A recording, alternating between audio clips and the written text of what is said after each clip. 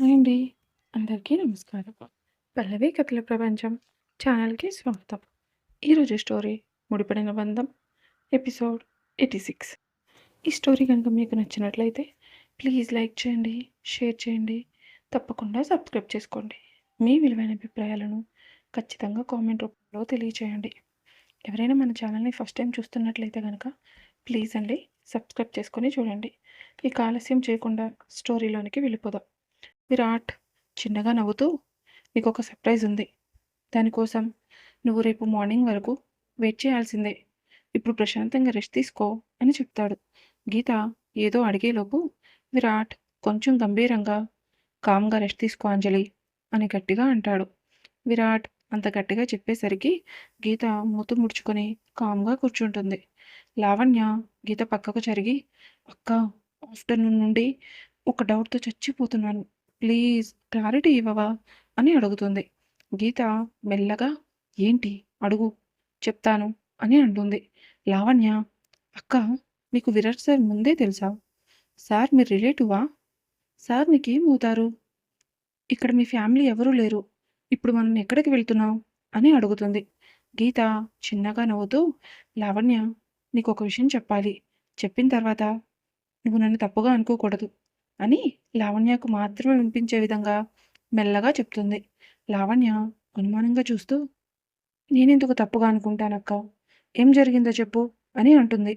గీత లావణ్య వైపు చూస్తూ, నాకు పెళ్ళయింది అని చెప్పేసరికి లావణ్య ఒక్కసారిగా గట్టిగా, ఏంటి అని అరుస్తుంది. విరాట్ ఆ అరుపు విని కంగారుగా సడన్ బ్రేక్ వేసి కారుని ఆపేస్తాడు.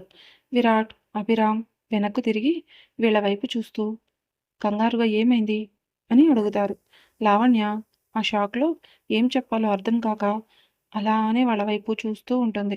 గీత కొంచెం కంగారుగా, ఏం లేదు, ఏదో కుట్టినట్టుంది, అందుకే అలా వచ్చింది అని అంటుంది. అభిరామ్ అనుమానంగా చూస్తూ, కారులో ఏం కుడుతుంది వదినా అని అడుగుతాడు. గీత లావణ్యని ఎవరికీ కనిపించకుండా గట్టిగా గిచ్చుతుంది. లావణ్య అబ్బా అంటూ అభిరామ్ వైపు చూస్తూ, ఏమో సార్, నాకు మాత్రం ఏం తెలుసు, ఏదో గుచ్చుకుంది, అందుకే అలా అరిచాను అని అంటుంది. వాళ్ళిద్దరూ వీళ్ళ వైపు విచిత్రంగా చూసి విరాట్ కారుని స్టార్ట్ చేస్తాడు. లావణ్య గీత వైపు కోపంగా చూస్తూ, ఎందుకక్క అంత గట్టిగా గిచ్చావు అని అడుగుతుంది. గీత చిన్నగా మాట్లాడుతూ, ఊపిరి కూడా తీసుకోకుండా పోయేలాగా ఉన్నావు, అందుకే గిచ్చాను అంటుంది. లావణ్య, అక్క, నీకు నిజంగా పెళ్ళయిందా? మరి పెళ్ళయితే ఈరోజు నిన్ను విష్ చేయడానికి మీ హస్బెండ్ ఎందుకు రాలేదు అని మెల్లగా అడుగుతుంది. గీత తన తల పట్టుకుంటూ, ఎవరు చెప్పారు నీకు మా హస్బెండ్ రాలేదు అని? వచ్చారుగా అని అంటుంది. లావణ్య అయోమయంగా, ఎక్కడ వచ్చారక్క? నువ్వు వచ్చిన దగ్గర నుండి నీతో పాటు నేను ఉన్నాను కదా, మీ హస్బెండ్ వస్తే నాకు కనిపిస్తారు కదా అని అడిగేసరికి గీత కోపంగా చూస్తూ, ఒసే పిచ్చిదానా, ఒక్కసారి నువ్వు బీచ్కి వచ్చిన దగ్గర నుండి జరిగిందంతా గుర్తు చేసుకో, అప్పుడు నా హస్బెండ్ ఎవరో నీకు క్లారిటీగా అర్థమవుతుంది అని చెప్పి కామ్గా కూర్చుంటుంది.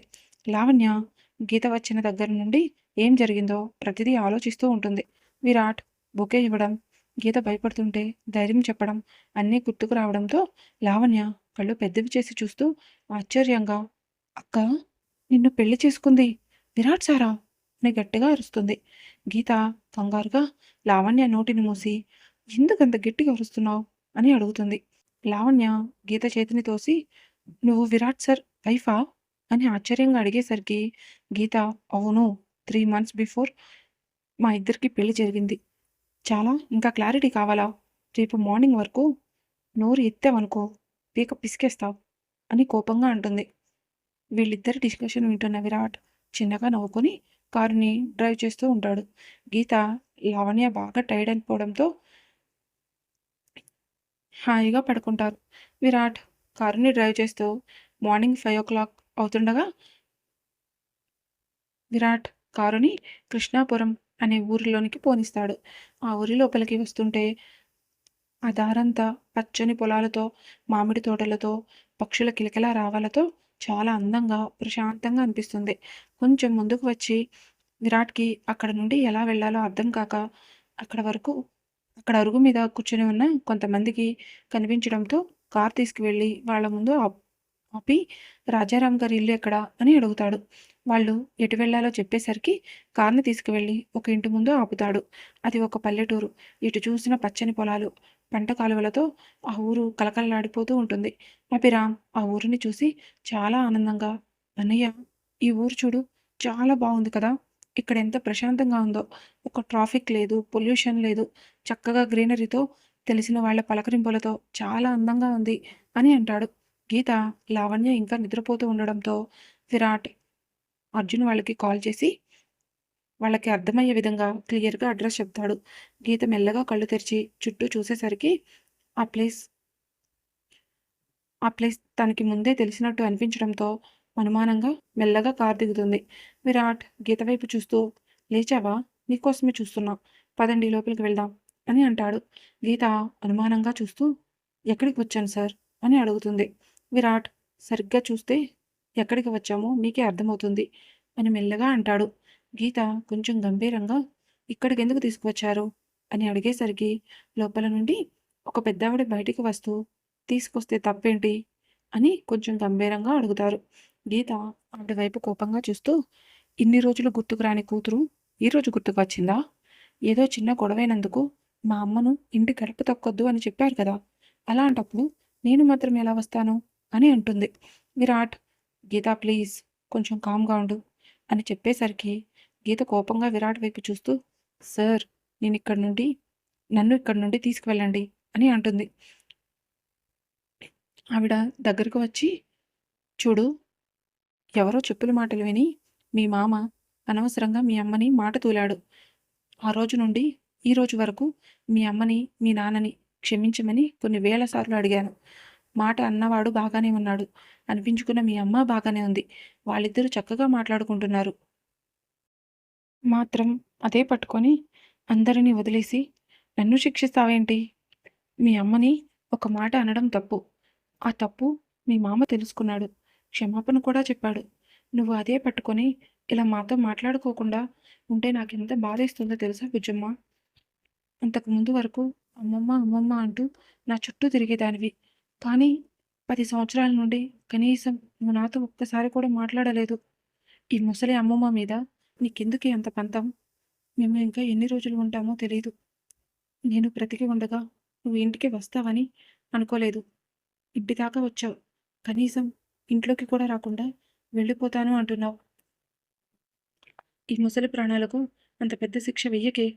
నీకింకా వాడి మీద కోపం తగ్గకపోతే వాడి బదులు మేము క్షమాపణ అడుగుతాం అనే మాట పూర్తి చేయడానికి అన్నా ముందే గీత ఆవిడని గట్టిగా పట్టుకొని హక్ చేసుకొని, గీత ఏడుస్తూ, సారీ అమ్మమ్మ, ఆ రోజు మీరు కూడా ఏమీ మాట్లాడలేదు, మావయ్యను కనీసం ఆపలేదు అన్న కోపంలో ఏది పడితే అది మాట్లాడాను. మీరు ఇంత బాధపడతారని అనుకోలేదు అని ఏడుస్తూ చెప్తుంది. రాజేశ్వరీదేవి గారు గీత కళ్ళు తుడిచి, ఏడవకు, పద లోపలికి వెళ్దాం అని లోపలికి తీసుకువెళ్లేలోపు అర్జున్ వాళ్ళ కారు కూడా వచ్చి వాళ్ళ ముందు ఆగుతుంది. సంధ్య కారులో నుంచి దిగి రాజేశ్వరీదేవి గారి దగ్గరకు వచ్చి, హాయ్ అమ్మమ్మ, ఎలా ఉన్నారు అని హక్ చేసుకుంటూ అడుగుతుంది. ఆవిడ కోపంగా చూస్తూ, ఏంటే, నీకు ఇప్పుడు గుర్తుకు వచ్చానా? నువ్వు ఈ ఊళ్ళోకి ఎన్నిసార్లు వచ్చావు? కనీసం ఒక్కసారైనా అమ్మమ్మ బాగున్నావా అని నన్ను పలకరించావా? ఇప్పుడు వచ్చి ఎలా ఉన్నావని అడుగుతున్నావా?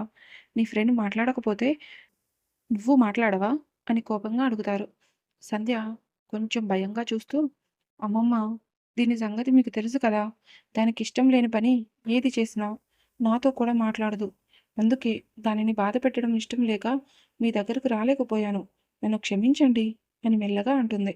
ఆవిడ సంధ్య చెవి మెలిపెడుతూ, ఇద్దరూ కోతులాగా తయారయ్యారు. ఇప్పటి వరకు మీరు చేసిన దానికి ఈ రోజు నుండి మీకుంటుంది నా చేతుల్లో అని అంటారు. ఆదిత్య మధుని ముందుకు తోసి, బామ్మగారు, మీకు తెలిసి 2 కోతులు ఉన్నాయనుకుంటున్నారు. ఇదిగోండి కొత్తగా జాయిన్ అయిన మూడో కోతి. వాళ్ళిద్దరికన్నా డేంజర్. వీళ్ళిక్కడ నుండి వెళ్ళేంత వరకు మీరు కొంచెం జాగ్రత్తగా ఉండండి అని అంటాడు. మధు ముందుకు వెళ్ళి ఆవిడ కాళ్ళకు నమస్కరించి లేచి నుంచుంటుంది. ఆవిడ ముచ్చటగా మధు వైపు చూస్తూ, చాలా చక్కగా ఉన్నావమ్మా. ఇంత చక్కగా ఉన్న నువ్వు ఈ 2 కూతులతో ఎలా కలిసావు తల్లి? అని అడుగుతారు. అభి ఆశ్చర్యంగా చూస్తూ, బామ్మగారు ఫస్ట్ మీటింగ్‌లోనే మీరలా డిసైడ్ అయిపోకండి. కొంచెం సేపు అయిన తర్వాత దీనికన్నా వాళ్ళిద్దరే బెటర్ అనిపిస్తుంది అని అంటాడు. రాజేశ్వరీదేవి గారు గట్టిగా నవ్వుతూ, సరే పదండి లోపలికి వెళ్దాం. 10 ఏళ్ల తర్వాత మళ్ళీ మా ఇంటికి ఆనందాలన్నీ తిరిగి వచ్చాయి. ఇన్నాళ్ళు ఎప్పటికైనా రాకపోతారా అన్న ఆశతో బ్రతికాను. ఈరోజు నాకు చాలా ఆనందంగా ఉంది అని వాళ్ళని లోపలికి తీసుకువెళ్తారు. వీళ్ళందరూ లోపలికి వెళ్ళేసరికి గీత వాళ్ళ మేనమామ భార్య బయటకు వచ్చి అక్కడ గీతను చూసి ఆశ్చర్యంగా అలానే చూస్తూ ఉంటుంది. ఆవిడ కోపంతో ఎప్పుడో తెగిపోయిన బంధాలని అతికించడానికి ఇప్పుడు నువ్వు వచ్చావా అని ఎటకారంగా అడుగుతుంది. అయినా మీ నాన్న సిటీలో వ్యాపారాలు పెట్టి బాగానే సంపాదించినట్టున్నాడుగా. మళ్ళీ ఇక్కడ ఏం తీసుకెళ్దామని వచ్చావు అని తన అక్కసంతా బయట పెడుతుంది. ఆవిడ మాటలు వింటున్న విరాట్ కోపంతో తన చేతి పిటికిలి గట్టిగా బీసుకుంటుంది. గీత కోపంగా చూస్తూ, పట్టుకెళ్దామని వచ్చాను అత్త. 10 ఏళ్ల నుండి వదిలేసుకున్నది మొత్తం నాతో పట్టుకొని తీసుకువెళ్తాను. నువ్వేమైనా ఆపగలుగుతావా అని అడుగుతుంది. అక్కడ ఆవిడ కోపంగా చూస్తూ, ఇంకా ఇక్కడ ఏముందని పట్టుకెళ్తావు? అయినా మీ అక్కకి బాగానే ఉండవాళ్ళ సంబంధం చూసి పెళ్లి చేశారంట కదా. అయినా మీ అమ్మకి ఇంకా ఆశపోలేదా? పుట్టింటి నుండి ఆస్తిపాస్తులు తీసుకురమ్మని నిన్ను పంపించిందా అని అడుగుతుంది.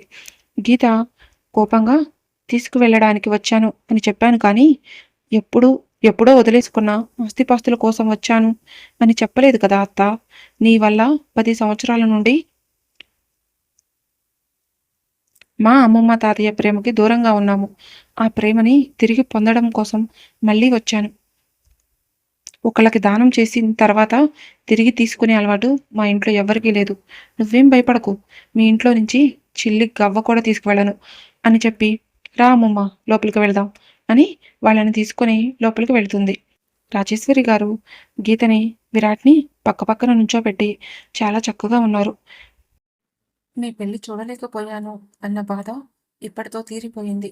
మీరిద్దరూ నిండు నూరేళ్లు పిల్లా పాపలతో చాలా ఆనందంగా ఉండాలి అని దీవిస్తారు. గీత అనుమానంగా చూస్తూ, అమ్మమ్మ నాకు పెళ్ళయిందని నీకెలా తెలుసు అని అడుగుతుంది. ఆవిడ కొంచెం నెమ్మదిగా మాట్లాడుతూ, నువ్వు కోప్పడనంటే చెప్తాను అని అంటారు. గీత కోపంగా చూస్తూ, ముందు చెప్పు, ఆ తర్వాత ఆలోచిస్తాను. నాకు పెళ్ళయిందని నీకు ఎవరు చెప్పారు అని అడుగుతుంది. ఆవిడ కొంచెం కంగారుగా, మీ అమ్మ చెప్పింది. నీకు పెళ్ళైన తర్వాత నాకు కాల్ చేసింది. అక్కడ జరిగింది, నువ్వు మాట్లాడింది మొత్తం చెప్పింది. ఆ రోజు నుండి నేను భయపడుతూనే ఉన్నాను. నువ్వు ఆ ఇంట్లో ఎలా ఉన్నావా అని. ఇప్పుడు మీ ఇద్దరిని చూసిన తర్వాత నాకు నమ్మకం వచ్చింది. ఇతనితో ఉంటే నువ్వు ఖచ్చితంగా హ్యాపీగా ఉంటావు. ఇప్పుడు నాకు చాలా ప్రశాంతంగా ఉంది అని అంటారు. గీత కోపంగా, ఎప్పటినుంచి మాట్లాడుకుంటున్నారు ఇద్దరు అని అడిగేసరికి పద్మావతి గారు, ఏంటి పెద్దదాన్ని అని కూడా లేకుండా అలా భయపెడుతున్నావు? ఆ రాక్షసి ఏదో వాగింది. మీ మామకు నిజమేంటో తెలియక దాని పక్కన నిలబడ్డాడు. తప్పు చేసింది వాళ్ళిద్దరూ అయితే నువ్వేంటి నన్ను అంటున్నావు? అయినా మీ మామ తప్పు తెలుసుకొని మీ ఇంటికి వచ్చి మరీ క్షమించమని అడిగాడు కదా. అయినా నువ్వు నీ పంతాన్ని ఎందుకు వదలడం లేదు అని అడుగుతుంది. గీత కోపంగా చూస్తూ, నేను వెళ్ళి ఫ్రెష్ అవ్వాలి. నా రూమ్ ఎక్కడా అని కొంచెం గంభీరంగా అడుగుతుంది. ఆవిడ పక్కనే ఉన్న రూమ్ చూపిస్తూ, నువ్వు విరాట్ బాబు ఆ రూమ్లో ఉండండి అని చెప్తుంది. గీత, వాట్, మేమిద్దరం కలిసి ఒక రూమ్లో ఉండాలా? నేను ఒప్పుకోను. నాకు సపరేట్గా రూమ్ కావాలి అని గట్టిగా అడుగుతుంది. పద్మ రాజేశ్వరీదేవి గారు ఆశ్చర్యంగా చూస్తూ, ఏం మాట్లాడుతున్నావే? మీరిద్దరూ భార్యాభర్తలు సపరేట్ రూమ్స్లో ఉండడం ఏంటి? నువ్వే ప్రేమించానని చెప్పి వెళ్ళి పెళ్లి చేసుకున్నావు కదా, మరి ఇప్పుడు ఏమైంది అని అనుమానంగా అడుగుతారు. విరాట్ కోపంగా గీత వైపు చూస్తూ తన చేతిని పట్టుకొని గీత పక్కకు జరిగి తనకు మాత్రమే వినిపించేలాగా, ఏ మెంటల్, ఏం వాగుతున్నావో అర్థమవుతుందా? ఇప్పుడు మనిద్దరం సెపరేట్స్ రూమ్స్‌లో ఉంటే ఆవిడకి మనిద్దరి మీద డౌటొస్తుంది. ఇప్పుడు జరిగిందంతా క్లియర్‌గా ఎక్స్‌ప్లెయిన్ చేయాలి. ఇక్కడ 2 డేస్ ఉండి వెళ్ళిపోతాం కదా! ఇప్పుడు అదంతా వాళ్ళకి చెప్పడం అవసరమా? పైగా పెద్దవాళ్ళు. చెప్తే బాధపడతారు కదా! కొంచెం కూడా ఆలోచించు అని మెల్లగా అంటారు. గీత కూడా విరాట్ చెప్పింది కరెక్ట్ అనిపించడంతో, ఈ వయసులో ఇవన్నీ చెప్పి వాళ్ళని బాధపెట్టడం ఇష్టం లేక, ఒక వెకిలి నవ్వు నవ్వుతూ విరాట్ వైపు చూస్తూ, తనకి నాకు చిన్న గొడవ జరిగింది. నాకు ఐస్ క్రీమ్ కొనిపించమంటే కొనివ్వలేదు. అందుకే నాకు కోపం వచ్చింది. నేను అతనితో కలిసి ఉండను. నాకు వేరే రూమ్ కావాలి అని అంటుంది. రాజేశ్వరి గారు గీత నెత్తి మీద ఒక్కటి పీకి, ఇదేమైనా పిల్ల ఆటలు అనుకుంటున్నావా? ఐస్ క్రీమ్ ఇప్పించలేదని గొడవ పడడానికి నోరు మూసుకొని అబ్బాయిని తీసుకొని రూమ్‌లోనికి వెళ్ళు. పిచ్చి పిచ్చి వేషాలు వేశావనుకో నా సంగతి తెలుసుగా, అస్సలు ఊరుకోను అని కొంచెం గంభీరంగా అంటారు. గీత మెల్లిగా మాట్లాడుతూ, ఇంత చిన్న విషయానికి అంత కోపం ఎందుకు అమ్మమ్మ? ఇప్పుడు మేమిద్దరం ఒకే రూమ్‌లో ఉండాలి. అంతే కదా! దానికి నువ్వంత సీరియస్ అవ్వాల్సిన అవసరం లేదు అని చెప్పి విరాట్‌ని తీసుకొని తన రూమ్‌లోనికి వెళుతుంది. అభిరామ్‌కి, ఆదిత్యకి, అభికి కలిపి ఒక రూమ్ ఇవ్వడంతో వాళ్ళు తమ రూమ్‌లోనికి వెళతారు. మధు వాళ్ళు కూడా వాళ్ళకి వాళ్ళకి ఇచ్చిన రూమ్‌లోనికి వెళ్ళి ఫ్రెష్ అవుతారు. గీత కోపంగా విరాట్ వైపు చూస్తూ, మా అమ్మమ్మ గురించి మీకెవరు చెప్పారు? మీరిక్కడికి ఎందుకు తీసుకొచ్చారు? అని కోపంగా అడుగుతుంది. విరాట్ స్టైల్‌గా బెడ్ మీద కూర్చొని, ఎవరు చెప్తే ఏంటి? నీకు మీ అమ్మమ్మ అంటే చాలా ఇష్టమని తెలిసింది. ఏదో చిన్న డిస్టర్బెన్సెస్ వల్ల వాళ్ళకి దూరంగా ఉన్నారు అని అర్థమైంది. అందుకే నీ బర్త్‌డేకి గుర్తుండిపోయే విధంగా మీ అమ్మమ్మని గిఫ్ట్‌గా ఇద్దామని అనిపించింది. అందుకే తీసుకువచ్చాను అని అంటాడు. గీత అలానే విరాట్ వైపు చూస్తూ, ఇవన్నీ మీకెవరు చెప్పారు? అని అడిగేసరికి విరాట్ పైకి లేచి గీత దగ్గరకు వచ్చి తన కళ్ళల్లోకి చూస్తూ, లండన్‌లో ఉన్నప్పుడే ఇక్కడ మీరేం చేస్తున్నారో ప్రతిదీ క్లియర్‌గా తెలుసుకోగలిగాను. అలాంటిది నా లైఫ్‌లోకి వచ్చిన తర్వాత నా వైఫ్ గురించి పూర్తిగా తెలుసుకోలేను అనుకుంటున్నావా? అని అంటాడు. గీత కొంచెం కంగారుగా ఏం తెలుసుకున్నారు నా గురించి? అని అడుగుతుంది. విరాట్ తన నడుము చుట్టూ చెయ్యి వేసి ఇంకా దగ్గరగా అదుముకొని, నీ గురించి ప్రతిదీ తెలుసు. నీలో ఉన్న ధైర్యం తెలుసు. నీ లోపల దాగి ఉన్న భయము తెలుసు. ఎక్కువ ఆలోచించకుండా వెళ్ళి ఫ్రెష్ అయ్యిరా అని చెప్తాడు. ఈ రోజుకి స్టోరీ ఇక్కడితో ముగిసింది. మరలా నెక్స్ట్ ఎపిసోడ్‌తో కలుసుకుందాం. మీకు గనక ఈ స్టోరీ నచ్చినట్లయితే ప్లీజ్ లైక్ చేయండి, షేర్ చేయండి. తప్పకుండా సబ్స్క్రైబ్ చేసుకోండి. మీ విలువైన అభిప్రాయాలను కామెంట్ రూపంలో తెలియచేయండి. Thank you for watching.